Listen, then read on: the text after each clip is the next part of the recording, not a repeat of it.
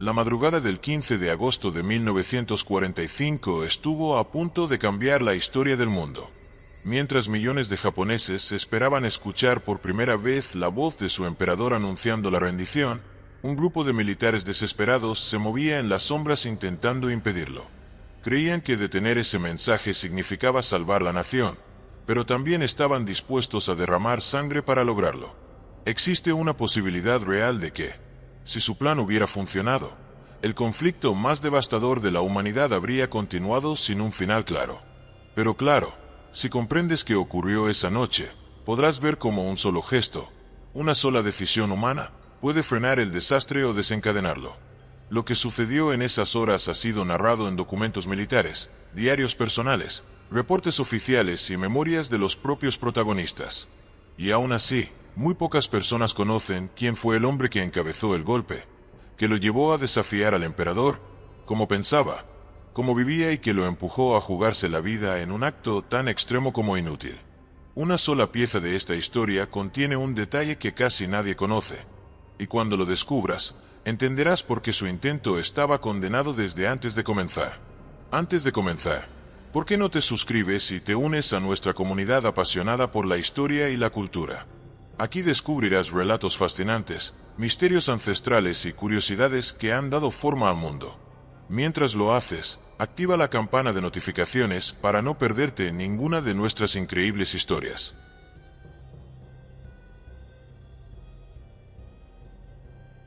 En la figura del mayor Kenji Tanaka se concentra toda la tensión, la desesperación y la contradicción moral de las últimas horas del Imperio japonés. Para entender por qué encabezó un golpe de estado contra su propio emperador, un acto impensable para la mentalidad japonesa tradicional, es necesario retroceder y observar su vida con el mismo rigor con que los historiadores militares han estudiado esas horas críticas. Tanaka nació el 28 de marzo de 1910 en la prefectura de Ibaraki, dentro de una familia de clase media con tradición militar. Desde muy joven, quienes lo conocieron lo describían como disciplinado, reservado y profundamente leal al ideal imperial. Sus profesores en la Academia Militar del Ejército Imperial lo recordaban como un estudiante capaz, fuerte en táctica, pero obsesivo con los temas de honor y sacrificio. Algunos compañeros afirmaban que mantenía una actitud intensamente seria, y que raras veces reía. Un cadete que entrenó con él escribió más tarde: Tanaka hablaba del deber con una intensidad que incomodaba. Parecía alguien que vivía en un Japón idealizado, no en el que teníamos delante. Su carrera avanzó con rapidez. En los años 30, durante la expansión japonesa en Asia, Tanaka ascendió en el servicio de personal del Ministerio de Guerra. Allí se ganó la reputación de ser un oficial meticuloso, obediente y capaz de trabajar largas horas sin descanso. Era conocido por su rigidez emocional, por una conducta impecable ante sus superiores y por un pensamiento estratégico marcado por la convicción de que Japón tenía un destino único y divino en Asia. Toda su psicología giraba alrededor de esa idea. El imperio era sagrado, y su deber era protegerlo a cualquier costo. Pero bajo esa imagen de disciplina, algunos superiores detectaban un rasgo inquietante, una tendencia al pensamiento extremo. Se decía que Tanaka asumía el sacrificio personal como la única vía de verdadera lealtad al emperador. Varios testimonios posteriores lo calificaron como un fanático idealista, mientras que otros lo veían simplemente como un patriota desesperado por la situación del país. La tensión comenzó a crecer dentro de él cuando, en 1945, Japón se encontraba aislado, bombardeado y sin capacidad real para continuar la guerra. Las bombas atómicas en Hiroshima, 6 de agosto, y Nagasaki, 9 de agosto, que él recibió con profunda conmoción, fueron para él una prueba de que el enemigo buscaba aniquilar espiritualmente a Japón. Mientras gran parte del gobierno aceptaba la inevitabilidad de la rendición, Tanaka se aferró a la idea de que resistir podía influir en mejores condiciones o incluso forzar al enemigo a reconsiderar su estrategia. Esta lógica, aunque errónea, dominó su comportamiento. En reuniones internas, varios oficiales relataban que Tanaka parecía dormir poco, que su tono era cada vez más tenso, y que se movía por los pasillos del ministerio con una mezcla de ansiedad y decisión absoluta. Su obsesión se intensificó cuando supo que el emperador había decidido grabar un mensaje anunciando la rendición. Para él, aquello no era una orden, sino un error fatal. Y aquí surge el punto más inquietante. Él estaba convencido de que traicionar al emperador era un acto de lealtad hacia el emperador mismo. Pero claro, si ese razonamiento hubiera sido compartido por otros, el golpe habría encontrado el apoyo suficiente para cambiar toda la historia. A mediados del 14 de agosto de 1945, Tanaka comenzó a moverse con una urgencia frenética. Su plan consistía en ocupar el Palacio Imperial, detener o destruir la grabación del emperador y presionar al gobierno para que rechazara la rendición. Para lograrlo necesitaba el respaldo del general Takeshi Mori, comandante de la Guardia del Palacio. Él estaba convencido de que podría persuadirlo. Pero este fue uno de los mayores errores de cálculo de su vida. Muchos oficiales que lo vieron ese día afirmaron que tenía una mirada tensa, casi febril. Algunos evitaban hablar con él, temiendo que su desesperación fuera contagiosa. Otros relataban que su comportamiento oscilaba entre el respeto militar y un impulso casi descontrolado por detener lo que él veía como una catástrofe nacional. Lo inquietante es que, según varios testimonios, Tanaka hablaba como quien cree que ya no tiene nada que perder. Pero claro, si alguna figura de mayor rango hubiera compartido esa idea, el país habría entrado en un caos que difícilmente habría permitido la paz. Para convencer a Mori, Tanaka apeló al honor y al deber. Pero Mori, más equilibrado y consciente de la realidad militar, rechazó apoyar la rebelión. La respuesta furiosa de Tanaka derivó en el acto que selló el destino del golpe. Asesinó al general Mori alrededor de las 10:30 del 14 de agosto. Lo hizo en las oficinas de la Primera División de la Guardia Imperial. Fue un crimen que escandalizó incluso a quienes simpatizaban con la idea de resistir. Varias horas después, uno de los subordinados de Mori describió la escena como la prueba de que el fanatismo había cegado el juicio.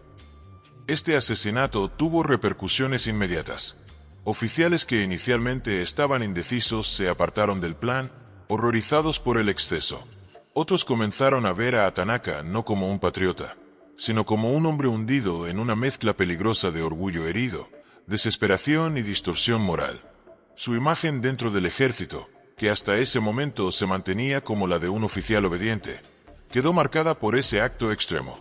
Aún así, Tanaka no se detuvo. Se movió frenéticamente por Tokio intentando sumar apoyos, presionando, rogando y amenazando. Existe una posibilidad real de que si uno solo de los altos mandos hubiera cedido a esa presión, el discurso del emperador nunca hubiera sido transmitido. Pero claro, su aislamiento creciente mostraba algo esclarecedor. Ya casi nadie creía que prolongar la guerra fuera honorable. Mientras avanzaba la madrugada, lo que había empezado como un golpe organizado comenzó a convertirse en un caos. Tanaka ignoraba señales de fracaso, repitiendo que aún era posible salvar a Japón, cuando en realidad el país ya estaba roto. Su psicología en esas horas finales, según documentos y testimonios, era la de un hombre atrapado entre el deber, el remordimiento y un ideal que ya nadie compartía. Lo que pocos sabían en ese momento, y que todavía sorprende a los historiadores, es que él ya había internalizado la idea del suicidio como desenlace. En su mente, detener el mensaje imperial y morir por ello eran elementos de un mismo acto de servicio. Esa convicción influyó en su comportamiento errático, en su presión extrema y en su percepción distorsionada de la realidad operacional. Durante las últimas horas antes del amanecer, las tropas comenzaron a desertar del plan, los teléfonos dejaron de responder y los comandantes que él esperaba que lo apoyaran empezaron a ordenar la rendición de sus unidades. El golpe se desmoronaba frente a sus ojos, y él lo sabía. Un testimonio relata que, al salir del palacio pasadas las 4 de la madrugada, Tanaka murmuró: «Todo terminó. Japón ya eligió su camino». Ese camino, que no incluía su visión de resistencia total, iba a cerrarse para él tan solo horas después.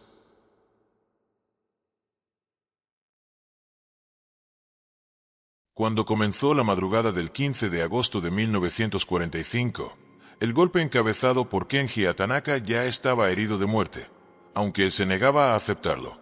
Lo que siguió en esas horas fue una mezcla de desesperación, errores estratégicos y el aislamiento total de un hombre que había apostado su vida, y la historia de su país, a una convicción imposible de sostener. Para comprender por qué el golpe falló, es necesario reconstruir con precisión cada movimiento, cada reacción y cada decisión tomada en esas últimas horas, porque allí se encuentra la razón final de su colapso. Después del asesinato del general Takeshi Mori, Tanaka asumió que el control del Palacio Imperial estaba asegurado. Pero lo que no sabía era que la autoridad de Mori había sido subestimada. Su muerte no generó apoyo para la rebelión, sino conmoción y rechazo. La guardia del palacio, al descubrir el crimen, no respondió con obediencia al plan, sino con confusión y resistencia pasiva. Varios oficiales de rango medio se negaron a actuar sin órdenes claras del Estado Mayor. En vez de sumarse a la sublevación, optaron por esperar. Ese fue el primer gran golpe al movimiento. La estructura militar japonesa, incluso al borde del colapso, seguía siendo extremadamente jerárquica y disciplinada. Y sin una cadena de mando legítima, todo el plan quedó flotando en un vacío de autoridad. Es inquietante pensar que si uno solo de los altos mandos hubiese tomado una posición ambigua, aunque fuera por unos minutos, el discurso imperial pudo haber sido destruido y la guerra prolongada. Pero claro, la rigidez administrativa del ejército, la misma que tantas veces había sido un obstáculo, esta vez actuó como un muro protector contra el caos. A las 2 de la madrugada, Tanaka se encontraba recorriendo los pasillos del Ministerio de Guerra intentando obtener apoyo del general Anami Korechika, ministro de Guerra y una figura clave. Anami había sido uno de los más fervientes defensores de continuar la lucha meses atrás, pero ahora se mantenía comprometido con la decisión del emperador. Aunque nunca dejó claro si apoyaba en secreto la idea de resistir, lo cierto es que se negó a respaldar el golpe, y lo hizo con una frialdad que dejó a Tanaka sin palabras. Un oficial del ministerio, presente en una de las conversaciones, relató años después: Tanaka tenía la mirada de un hombre al borde del derrumbe. Anami lo escuchó en silencio, pero su respuesta fue un muro. Creo que en ese momento Tanaka entendió que estaba solo. Este testimonio refleja con crudeza la percepción que muchos comenzaron a tener del mayor. Ya no lo veían como un estratega apasionado, sino como un hombre atrapado en un ideal imposible, cegado por un sentido distorsionado del honor. Mientras tanto, en el Palacio Imperial, los conspiradores buscaban desesperadamente la grabación del emperador, convencidos de que destruirla impediría el anuncio de la rendición.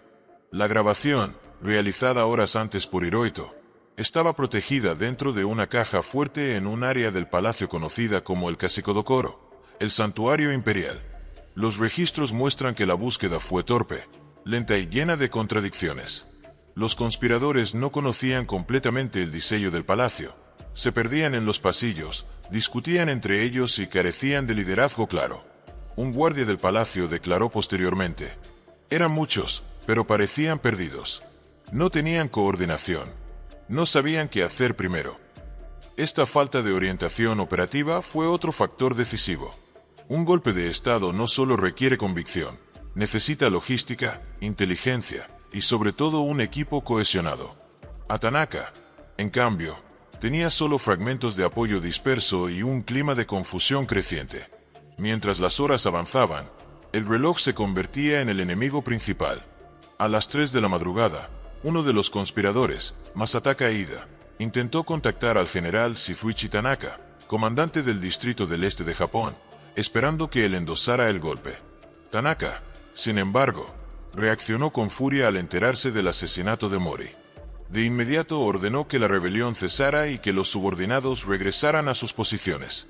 Su presencia, su reputación y su autoridad fueron decisivas. Nadie se atrevió a desafiarlo.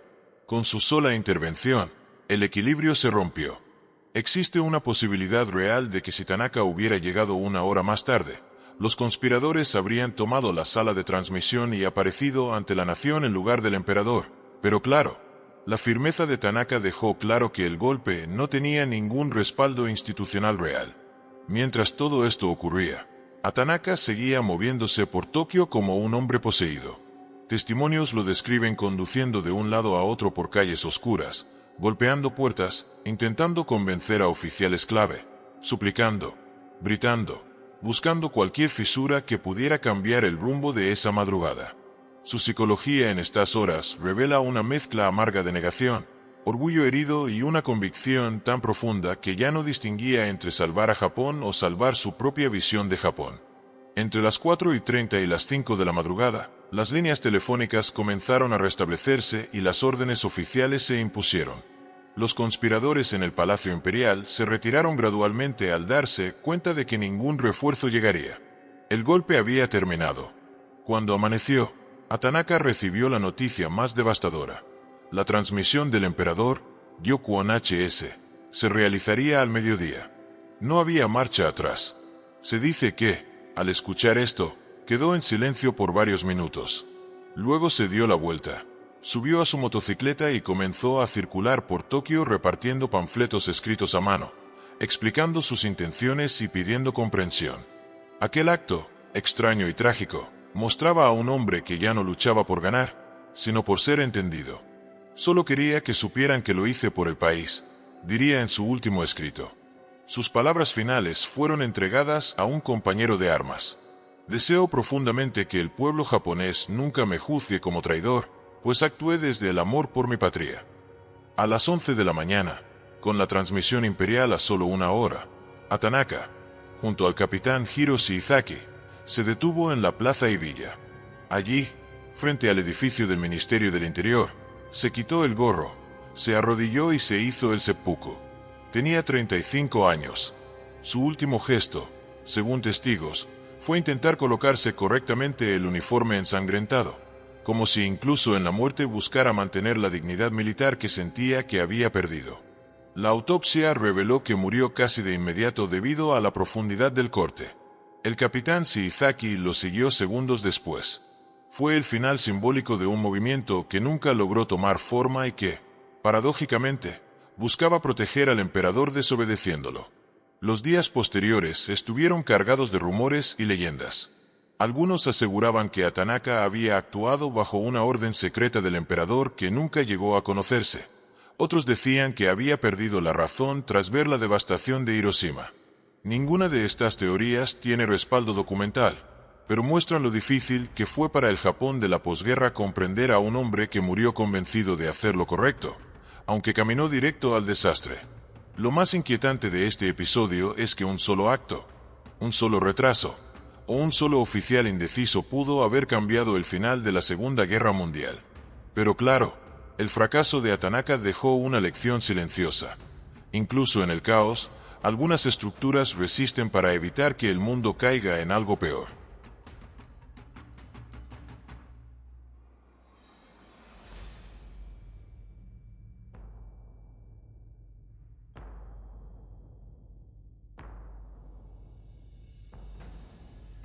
El golpe militar del 14-15 de agosto de 1945 no fracasó por un solo motivo, sino por una combinación de factores estructurales, psicológicos, institucionales y humanos que se hicieron evidentes cuando el imperio japonés enfrentaba el momento más crítico de su historia.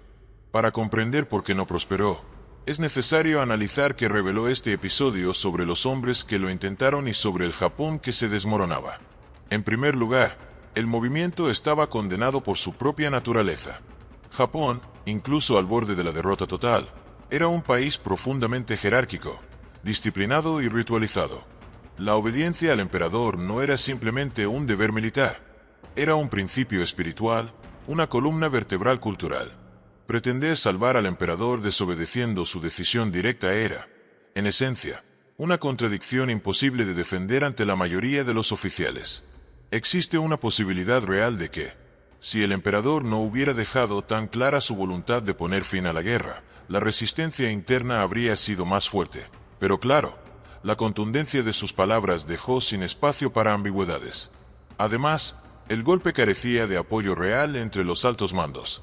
Figuras clave como el ministro de Guerra Anami Korechika, el general Shizuichi Tanaka y la mayor parte del Estado Mayor se negaron a participar. Esta falta de legitimidad fue destruyendo el plan desde dentro. La psicología militar japonesa no permitía que un oficial de rango medio, por decidido que estuviera, impusiera una rebelión sin la bendición de la cadena de mando. Tanaka, pese a su convicción, estaba solo en una estructura que no tolera la insurrección, por muy patriótica que se pretendiera. Otro factor decisivo fue la ausencia de un objetivo operativo claro. Los conspiradores no tenían un plan completo para gobernar el país si lograban detener el anuncio de la rendición. No tenían aliados políticos, no tenían una estrategia diplomática, no tenían intención realista de enfrentar nuevamente a Estados Unidos y a la Unión Soviética. Su intención, aunque apasionada, se apoyaba en una ilusión, que un último acto de resistencia modificaría la voluntad de dos superpotencias que ya tenían decidido el final del conflicto. Kenji Tanaka, en el centro de la rebelión, personificó esta contradicción. Su vida, marcada por el rigor militar, por el sentido del deber extremo y por una visión idealizada del honor japonés, chocó abruptamente con la realidad estratégica del país. Psicólogos e historiadores han interpretado su conducta final como la de un hombre que experimentó una disonancia tan profunda que eligió la muerte antes que aceptar lo que consideraba una humillación irreversible. Sus últimos gestos, como repartir panfletos escritos a mano y pedir comprensión, mostraron no a un conspirador calculador, sino a un idealista que ya no encontraba un lugar en el Japón que nacía. El asesinato del general Mori fue también un punto de no retorno. Incluso aquellos que simpatizaban con la idea de resistir sintieron que Tanaka había cruzado una línea que deslegitimaba cualquier argumento moral. La percepción pública e interna dentro del ejército cambió de inmediato. Un acto que él justificó como necesidad militar fue visto por la mayoría como un acto impulsivo y trágico. Y ese quiebre, sumado al rechazo de los altos mandos, selló el destino del golpe antes de que llegara el amanecer. Otro aspecto crucial fue la intervención del general Tanaka. Su autoridad moral, su reputación y su presencia física al enfrentar a los conspiradores revelaron el peso que aún tenían algunos nombres dentro de la estructura militar japonesa. Su decisión de restablecer el orden fue uno de los momentos más determinantes, pues impidió que la rebelión se expandiera hacia otras unidades. Es inquietante imaginar que, si Tanaka hubiese muerto antes de ese día o se hubiese demorado solo unas horas en intervenir, la historia habría podido ser completamente distinta. Pero claro, su firmeza en ese instante crítico evitó que Japón se hundiera en un conflicto civil en medio de una guerra perdida. Finalmente, el factor más determinante fue el propio emperador. Su decisión clara, su mensaje grabado y su disposición a asumir públicamente la rendición fueron un ancla moral imposible de desafiar. El anuncio de mediodía del 15 de agosto, conocido como Gyokuan HS, se transmitió no porque el país estuviera perfectamente organizado, sino porque las resistencias internas colapsaron ante una orden que ningún oficial estaba dispuesto a manchar. Cuando se analiza el golpe desde la distancia, se revela algo fundamental. Japón estuvo a muy pocas horas de vivir un escenario caótico, impredecible y posiblemente devastador.